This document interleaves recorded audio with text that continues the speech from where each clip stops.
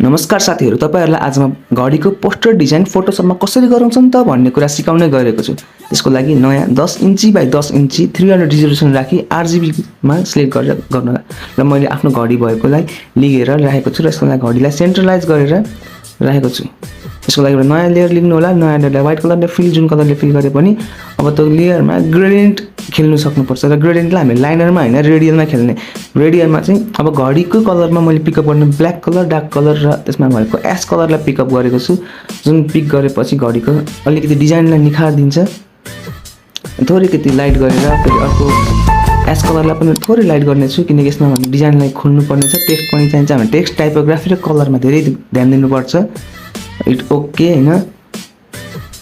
त्यसपछि घडीलाई साइडमा राखेर अल्ट सँग घडीलाई दबाएर त्यसलाई अर्को घडीलाई तलपट्टि राखी मैले डिजाइन गराएको छु र ब्लर टुलमा गएर अब गाजुन ब्लर खेलेर आफ्नो सौँदो हिसाबले गाजुन ब्लरलाई ब्लरको एमाउन्टलाई खेल्नु पर्ने हुन्छ।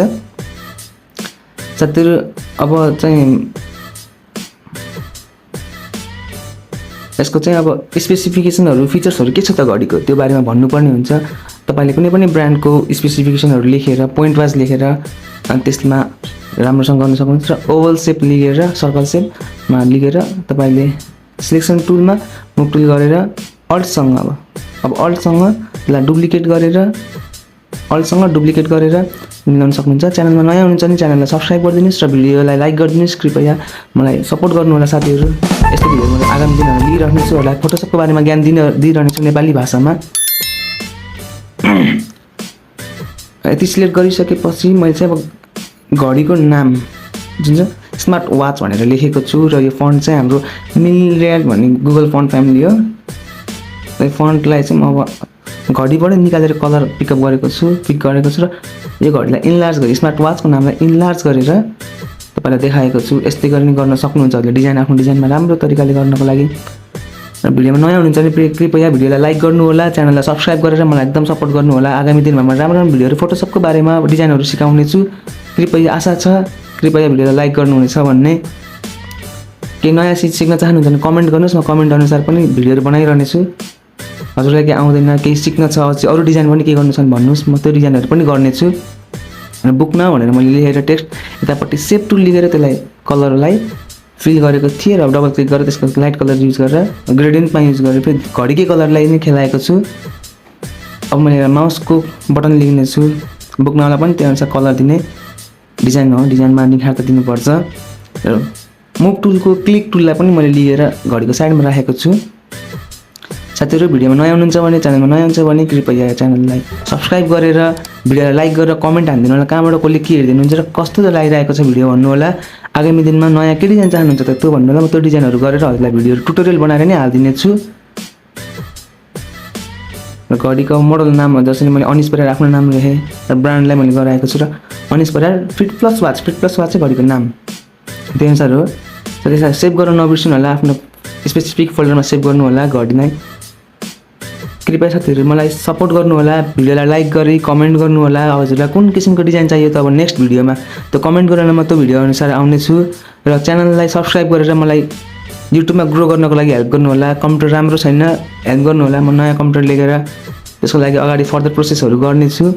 तपाईहरुलाई के चाहियो फोटोशपमा के सिक्नु पर्ने छ, कसरी गर्ने हो, सर्टकट कीहरु देखि लिएर डिजाइनमा कसरी निखार्ता दिने त, डिजिटल एडभर्टाइजमेन्टमा कसरी दिने भन्ने कुरा सबै कुराहरु सिकाउने छु। कृपया भिडियोलाई लाइक गरिदिनु होला।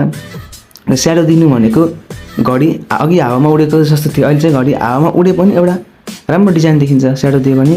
स्याडोको लागि ब्रश टुल युज गर्नुपर्छ। एपासिटीहरु घटाउनु पर्छ। एपासिटी घटाउनु भनेको भत्ता देखिदैन। र घडीको एजमा अलिकति स्याडो भएको भागमा अलिक डार्कनेस दिनुभयो भने बल्ल घडी त्यो ठाउँमा छोइए जस्तो हुन्छ।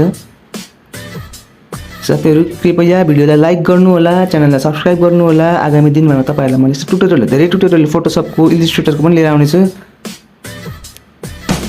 डिजाइन सम्बन्धी सम्पूर्ण कामहरु जसरी अब डिजाइन कसरी गर्ने, कसरी कलर खेल्ने, कसरी टेक्स्टहरु खेल्ने, अब्जेक्ट सब्जेक्ट देखि लिएर ब्याकग्राउन्ड कलरहरु कसरी पिक गर्ने सबै म नयाँ नेक्स्ट भिडियोहरु पनि गर्ने छु। तपाईले कमेन्ट गर्नु होला। कमेन्ट गरेर भन्नु होला कि तपाईलाई कस्तो खालको डिजाइन चाहियो त।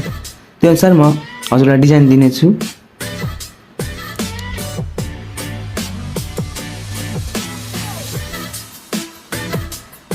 अब हामीले सबै कुराहरू लिएर गएपछि अब फाइनल टच पनि दिनुपर्ने हुन्छ। त्यसको लागि अब कन्ट्याक्ट डिटेल्स पनि दिनु, अभियसली डिजिटल मार्केटिङमा चाहिँ हामीले कन्ट्याक्ट डिटेल्स दिनुपर्ने हुन्छ। जब कि क्लाइन्टले तपाईँलाई कसरी कन्ट्याक्ट गर्ने त, कन्ट्याक्ट डिटेल्सकै थ्रु हो नि त।